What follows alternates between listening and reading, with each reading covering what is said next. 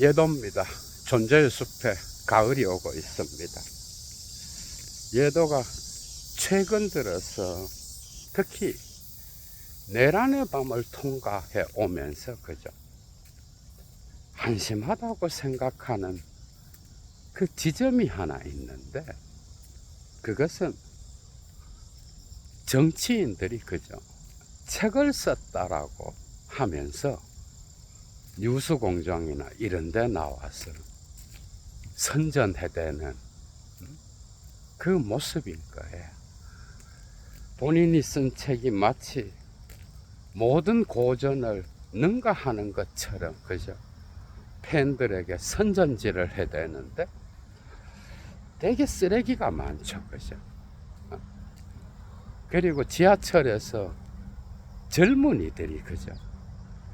뭐 5, 60대 분들이 이런 책을 들고 있다면 팬심으로 그렇게 한다 라고 생각하지만, 젊은이들이 문재인이가 쓴 책을 들고 있다든지 조국의 책 역시도 그죠? 교양을 넓히기보다는 세계 속의 대한민국을 보게 하는 게 아니라 법 철학의 관점에서 볼 때 예도가 그죠? 그건 역시 하나의 뭐 대중 교양서 정도 될라나 그 수준이죠, 그죠?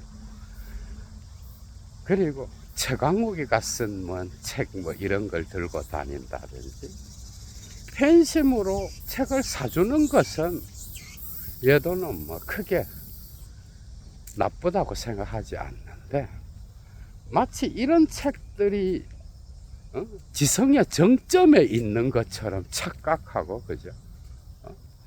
그걸 소중히 간직하면서 책장에 꼽아놓는, 특히 스카이를 다닌다고 하는 자들이 그죠? 정말 코미디. 세계 속의 한국을 보게 하는 그런 책이 아니라 오히려 감성팔이를 하게 하는 책들이죠, 그죠? 대개는. 예도가 철학자로서 볼 때 대한민국 지도자들 중에 세계 속의 한국을 생각할 수 있는 그런 지성을 가진 대통령은 지금까지 딱 한 명이었습니다. 김대중 대통령. 그 다음에 이재명 대통령이 몇 달 전에 유발 하라리와 대화하는 것을 보면서 이재명의 지성은 열려 있구나. 이게 정말 중요하죠. 본인이 어떤 세계 속의 한국을 생각할 수 있는 그런 지성들의 사고를 잘 모르지만 타인의 목소리를 듣고 그죠? 경청하면서 배우려고 하는 그런 사고가 되어 있구나라고 하는. 김대중은 워낙 감옥에서 그죠? 특히 철학서들을 많이 읽었고요.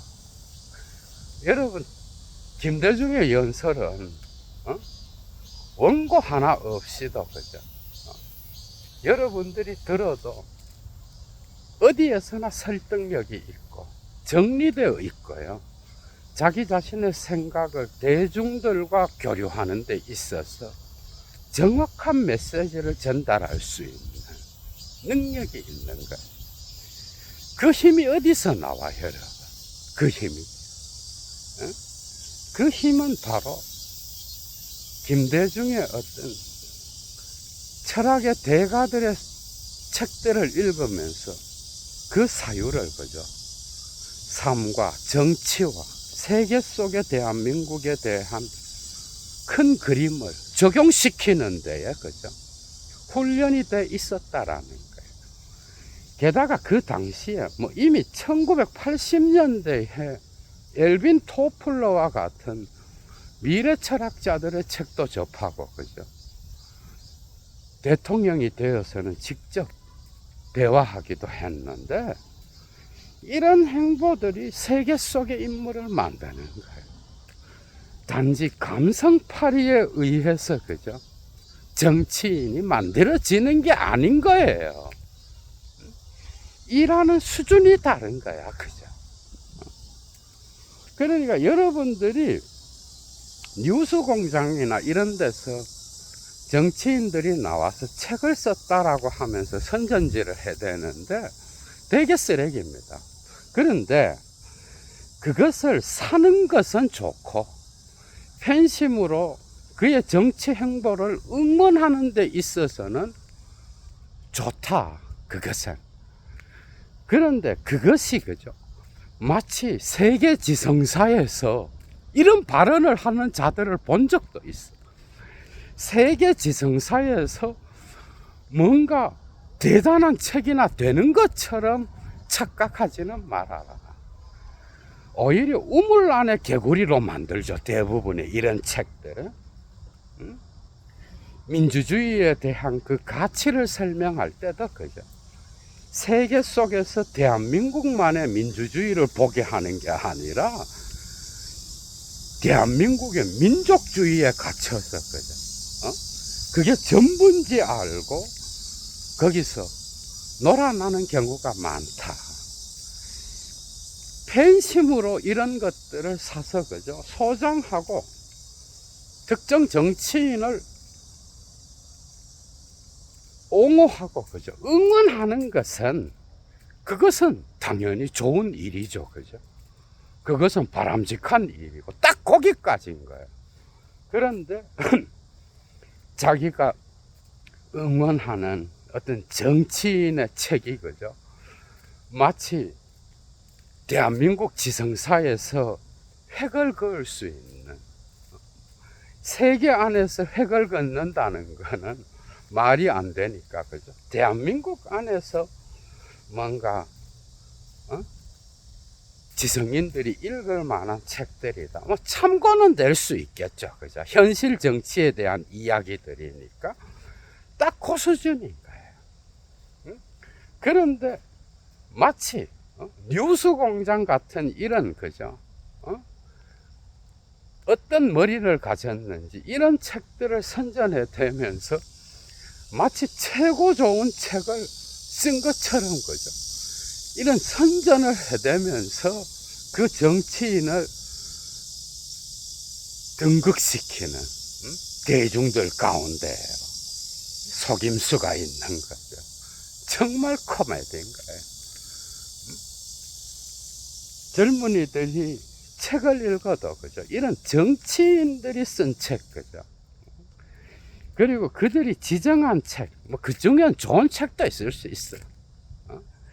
그런데 그가 정치인으로서 얼마나 알고 책을 소개하는지 이건 신경 안 써. 팬심이 작동해서 그가 하는 모든 것은 옳고 좋은 거야. 그런데 갇히다 보면은 우물 안에 개구리가 되는 거예요. 특히 젊은이들이 창조적 사고를 통하여 21세기 그죠?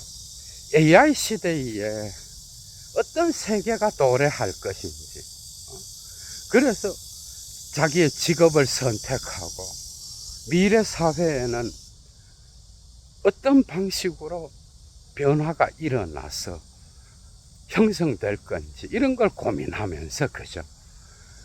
자기의 교양을 쌓아 나가야 되는데 이런 정치인들의 책을 마치 신주단지 모시듯이 그죠? 그게 뭔가 되는 것처럼 정말 한심하죠, 그죠?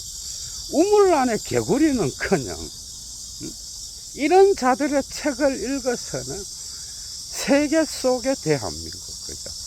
세계가 어떻게 변화되어 가는지 거기에 대한 감각조차도 없는 거예요. 얘들은 조국이 지정한 그 도서 목록을 보면서 이 자가 대통령을 벌써부터 꿈꾸면서 옆차기를 해대는 거죠. 그게 얼마나 웃기는 건가. 정말 철학적으로 엄청 웃었어. 조국이 쓴 그러한 뭐 법 고전 뭐 산책 이런 거 있잖아. 뭐 감옥에서 또 뭐 또 책을 써서 뭐 공부를 한다 그러는 그런 제목을 내기도 하고 하는데 다 좋습니다. 참고로는 오케이. 그러나 이런 데 갇히게 되면 여러분들은 그냥 우물 안에 개구리, 그죠? 무슨 최강욱이가 쓴 게 뭐 대단한 것처럼 이야기를 하고, 이런 데에 이제 이데올로기의 함정이 있는 거예요. 여러분. 그래서 팬심에 의하여 작동되는 이런 움직임들은 니체적으로 볼 때 딱 무리 본능이 하는 거죠. 집단지성이라고 하는 건 한쪽에서 보면 무리 본능이에요. 긍정적으로 볼 때는 그것은 기존 질서에 대한 저항의 힘으로도 작용할 수 있지만, 그래서 다중이란 개념, 그죠? 그런 것 역시도 긍정적인 면과 부정적인 면이 동시에 있는 거예요. 익명성을 걸고 책임지지 않는 거죠. 그런 태도로서 형성되는 경우가 있기 때문에 때로는 이런 다중과 대중은 그죠, 파시즘에 이용될 가능성도 있는 거예요. 같이 봐야 되는 거죠, 그죠? 그러니까 그것도 급이 있고, 그죠? 책이라는 것도 같은 책이 아니라 무엇을 읽느냐에 따라서 그 사람의 세계관 자체가 달라지는데, 이런 정치인이 세계를 보는 눈이 어떻겠어요, 여러분? 얼마나 도그마틱하겠어? 코미디죠, 그죠? 이런 걸 들고 다니면서 무슨 교양을 쌓는 것처럼 착각하고, 그죠? 되게 그렇습니다.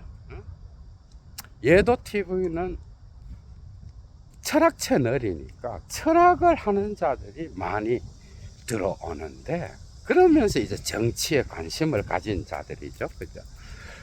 그래서 비교적 예도TV 시청자들에게는 이런 말을 하는 게 부적절할 수도 있어. 그런데 경도된 자가 뭐 몇 명 있겠어, 그죠? 많지는 않겠지. 그런데 여기에 빠지게 되면 빠져나오기가 쉽지가 않은 거야. 이러한 집단 무의식의 어떤 그 힘은, 그죠, 엄청납니다, 여러분. 여러분들이 락 음악이라든지 음악회에 가서 느끼는 그 공속성, 그죠, 그 힘은 엄청나. 그러나 현실 속에 나오게 될 때 비판적 의식을 흐리게 할 수 있고요. 그리고 거기에 빠지게 되면은 오줌과 똥을 구분하지 못하는, 내가 추종하는 자가 신으로 등극하게 되는 그런 현상까지 나타나는 거예요. 차라리 이런 자들의 책을 읽는 시간에, 그죠, 뭐 철학서들은 아니지만 준 철학서로 볼 수 있는 유발 하라리라든지 마이클 샌델, 대한민국은 또 이런 철학의 깊은 사유가 현실에 적용된 걸 더 좋아하잖아. 미국적 사유, 그죠? 이런 걸 좋아하잖아. 그렇다고 한다면 차라리 뭐 문재인, 조국, 뭐 최강욱, 뭐 정치인들이 뭐 쓴 책을 뒤적거리는 그 시간에, 그죠? 뭐 팬심으로 읽는 것은 뭐 오케이지만은 그게 다가 아닌 거예요. 다는커녕, 그죠, 거기에 머물러 있어서는 그냥 세계 속의 대한민국의 시민으로서의 교양도 얻지 못하는 거예요. 되게 부분적 이데올로기에 빠질 가능성이 많죠, 그죠? 이런 자들의 책을 읽어서는 이런 시간에 차라리 유발하라니 철학적 사고를 현실에 적용시킨 그런 작품들이죠, 그죠?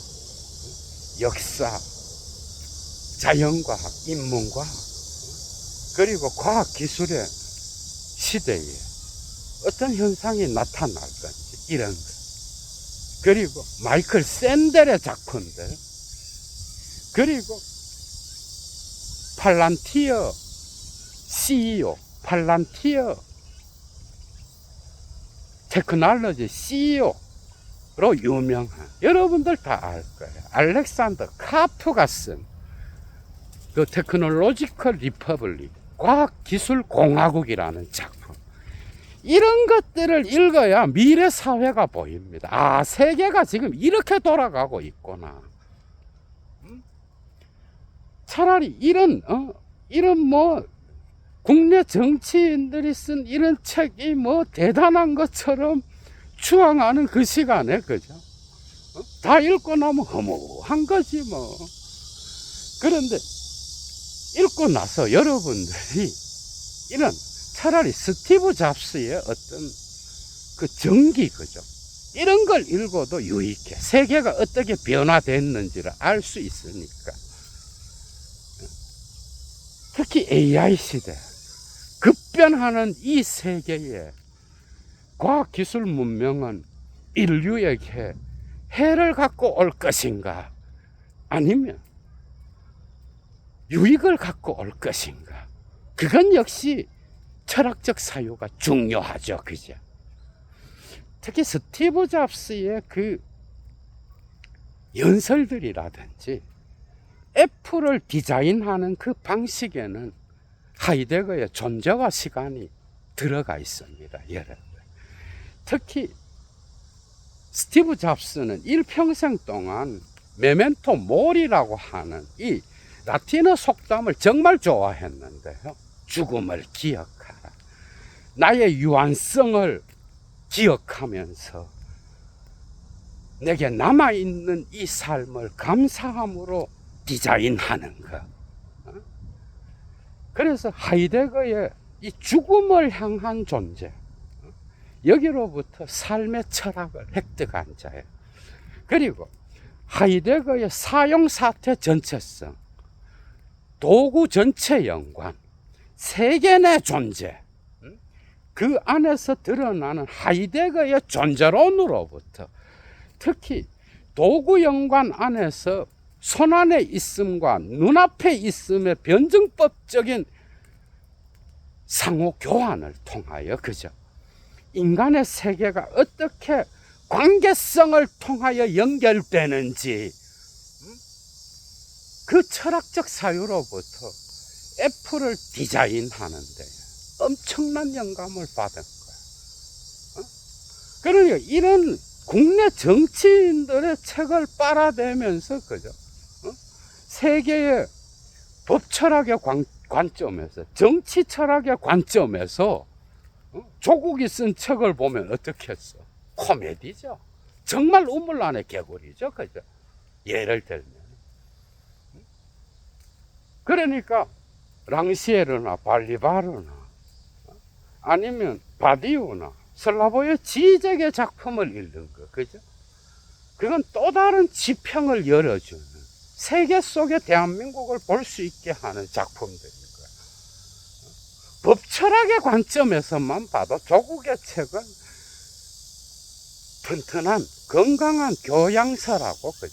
하나의 부분적인 어떤 것은 제공하겠지만 그 존재론적 무게는 감히, 그죠? 뭐라고 말하지 못할 정도로 가볍고 가벼운데, 이런데 빠져서 여러분들이 집단지성을 가진 그런 교양입니다. 소가 웃을 일입니다. 소가. 그러니까 스티브 잡스 역시도, 그죠? 마르틴 하이데거의 철학적 사유를 공유하면서 자기 자신의 애플의 세계를 디자인했다라고 하는 것. 특히 오늘날 팔란티어 테크놀로지 CEO인 알렉산더 카프, 그죠? 철학자죠, 그죠? 특히 하이데거의 존재론으로 이 AI의 세계, AI가 바라보는 인공지능이 어떤 방식으로 세계의 존재론을 형성하는지, AI가 바라보는 그 관점을 존재론적으로 이해하지 못한다면 앞으로 변화되어질 이 세계를 이해하는 자는 없을 것이라고 하는 거예요. 독특하게도 공동창업자, 그죠? 여러분. 공동창업자인 피터 틸이라고 하는 사람이 있어. 알렉산더 카프와, 그죠? 팔란티어 이 테크놀로지를 창업한 자인데, 두 사람이 해결 갖고 철학적 논쟁을 하는 걸 좋아했고요. 특히 AI 시대가 오면 이 세계를 존재론적으로 바라보는, 인공지능이 바라보는 그 존재론의 세계. 그래서 정치, 경제, 사회, 문화, 국방, 의료, 금융 등등 이 모든 것들이 어떤 변화를 갖고 올 건지, 그죠? 이런 것들을 논의하고, 피터 틸은 독특하게도 트럼프주의자요. 자유주의자죠, 그죠? 그런데 알렉산더 카프는 독일 프랑크푸르트 학파에서 공부한 자야. 하버마스의 제자였다가 싸우고, 그죠? 싸우고 뛰쳐나가서 선생을 바꾸면서 공부를 한 자고 철학자인 거예요. 그러니까 이 세계를 하이데거의 존재론으로만 보는 게 아니라 마르크스의 존재론, 그죠? 여기에는 루카치가 들어있겠죠, 그죠? 그것을 통하여 AI 시대가 되면 이 변혁된 세계에서 과학 기술은 어떤 역할을 해야 되는지, 이런 걸로 이제 질문을 하면서 자기의 작품을 써내려가고 있죠, 그죠? 뭔가 뚜껑이 열리잖아, 여러분. AI 시대에 과학 기술 문명이 공익을 위하여 사용되어야 되는지, 아니면 그것을 창조한 특정 소수 집단에게만 적용되어서 온갖 부를 세계의 0.5%에게 돌릴 것인지, 나머지 99.5%는 그냥 손가락만 빨고 있을 것인지, 이걸 이미 고민하는 거예요. 그래서 미국을 디자인해 가는 거죠. 과학기술의 어떤 CEO들, 그죠? 대개 서양 철학의 대가들의 어떤 사유로부터 영향을 받은 자들이 상당히 많습니다. 예도는 그냥 하나의 신뢰로서만 말하는 거예요. 그러니까 피터 틸과 알렉산더 카프는 해결 갖고 토론을 하는 걸 좋아했고요.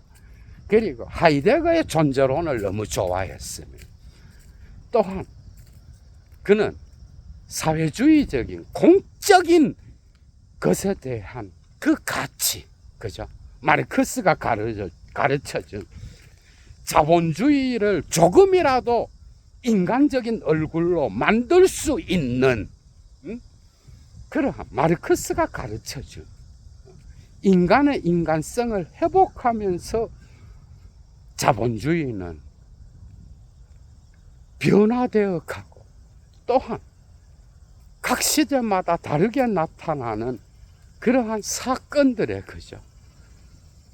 민감하게 반응하면서 올바른 방향으로 생성해 나가야 된다라고 하는 이 사고가 있는 거예요. 그래서 철학이 이렇게 중요한 거야, 여러분. 철학이 무슨 대부분의 사람은 뭐 형이상학을 논하고, 그것은 이미 해결 이후로 거의 끝장났죠. 20세기의 철학은 이런 형이상학적인 문제보다는 세계를 관계성 안에서 해석하고, 그죠?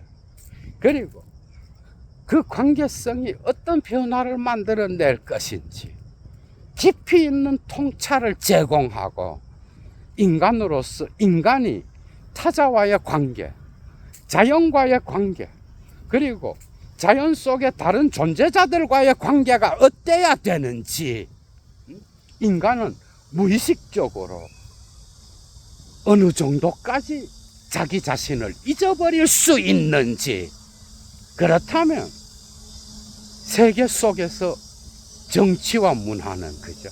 어떤 방식으로 그 방향성을 정해야 되는지, 경제의 구조에서 소비와 분배는 어떤 방향으로 나가야 되는지, 이 모든 것들, 이 모든 것들은 창조적 힘과 관련되어 있는 거예요. 모든 창조의 힘은 철학적 사유의 고전의 힘으로부터 나온다라는 거, 그죠? 오늘날도 증명이 되는 거예요. 뜬구름 잡는 이야기는커녕 오히려 현실을 창조하는 힘을 가르쳐 주는 게 뭐야? 철학인 거예요. 특히 프리드리히 니체와 하이데거, 그죠? 그 이후에 포스트 모던적 담론들, 오늘날의 지적의 철학에 이르기까지 모든 철학은 현대의 다양한 문제점들을 다루고 있는 거예요. 너무나 현실적이고 현실적인 그런 문제들, 그죠? 거기로부터 이러한 과학기술 문명의 선두를 달리는 자들이, 그죠? CEO로서 엄청난 실적을 내면서 미국의 사회를 움직여가는 이런 지성들이 왜 마르크스를 끌고 오고 하이데거를 끌고 오고 그리고 거기에서 프랑크푸르트의 비판 이론을 사회 철학에 적용시키면서 자기의 과학기술 세계의 공학은 어때야 되는지를 서술해 나가고 있다는 거. 여러분 벌써 지평이 달라지잖아. 대한민국의 어떤 그 정치인들이라고 하면 이런 정도로까지 지성이 넓어야 되는데 대개는 그죠? 택도 아닌 그 수준을 갖고 우물 안에 개구리로 놀고, 그죠? 감성파리에서 책이나 팔아쳐먹는 이 수준인 거예요. 거기에 팬덤에 갇힌 자들은 또 그걸 사서, 그죠? 그게 뭐 최고의 민주주의 가치를 가르쳐 주는 것처럼 대한민국의 방향을 대한민국 안에서 정한다고 그게 정해지나? 세계 속의 대한민국, 대한민국 속의 세계를 볼 수 있는 자만이, 그죠? 그 변화를 제대로 진단할 수 있는 거예요. 세계는 정말 급변하고 있습니다, 여러분. AI 시대, 그죠? 어떤 변화가 만들어질 건지 많은 사람은 불안해하고 있고, 그리고 특히 정치인들은 이런 AI 시대가 왔을 때 나타나는 다양한 부정성들을 미리 준비해도 모자란데, 뉴스 공장과 같은 이런 이런 집단에 취해서, 그죠? 우물 안에 개구리로 특정 정치인의 책을 띄우면서 마치 지성사에서 최고의 작품이라도 되는 것처럼 그게 대한민국의 지성인들을 우습게 보는 거죠. 이 김어준이라고 이러니까 무당 소리를 듣는 거예요. 그래서 여러분들이 시간이 된다면, 그죠? 차라리 이런 정치인들이 쓴 책, 감성팔이, 뭐 정에 의하여 그를 응원하기 위하여 산 것까지는 오케이. 그러나 이런 자의 책을 읽어서는, 그죠? 그 시간도 아깝지만은 읽어서는 정말 교양을 넓히는 수준도 되지 않는다. 여러분들 반드시 기억하셔요. 차라리 그 시간에 철학 자체의 작품을 읽으라고 권하는 것은, 그죠? 여러분들에게 무리일 수 있겠지만은 이런 마이클 샌델의 작품들, 그리고 또한 다양한, 그죠? 사회 문제들을 진단해서 그 모든 사유들을 정리하고, 그죠? 또한 성공한 기업인들이 어떤 철학을 갖고 삶을 살아냈는지, 뭐 스티브 잡스의 이런 정기라든지, 그리고 또한 알렉산더 카프가 쓴 과학기술의 공화국, 이런 작품들, 그죠? 이런 작품들을 읽으면, 얘도는 뭐 카프의 의견에 다 동의하지 않습니다. 그러나 최소한 AI 시대에 이 과학기술이 공적인 것에 적용돼야 되지, 사적으로 사용됐을 때, 오늘날 미국과 같은 미국 중심주의의 이런 이데올로기에 적용되게 되면 큰 문제가 일어난다. 그러면 피터 틸이 옆에 있다가 난 그렇게 생각하지 않는데 넌 사회주의자야 이러면서 또 공격하겠지, 그죠? 그랬을 때 인류는 멸망의 길로 가지 않고 또한 공존의 세계를 유지하게 될 거다. 그게 과학기술이 만들어가는 AI가 이 세계의 주인이 될 거다, 이런 책이 아니라고. 이런 과학기술의 세계가 변화를 만들어낼 때 그 공화국은 어때야 되는지, 이 기술은 공적인 인류 공영을 위하여 사용되어야 올바른 방향으로 갈 수 있다라고 하는 그런 작품이야, 여러분. 역시 프랑크푸르트에서 공부한 철학자답게, 그죠? 그러면서 CEO, 성공한 CEO로서, 그죠?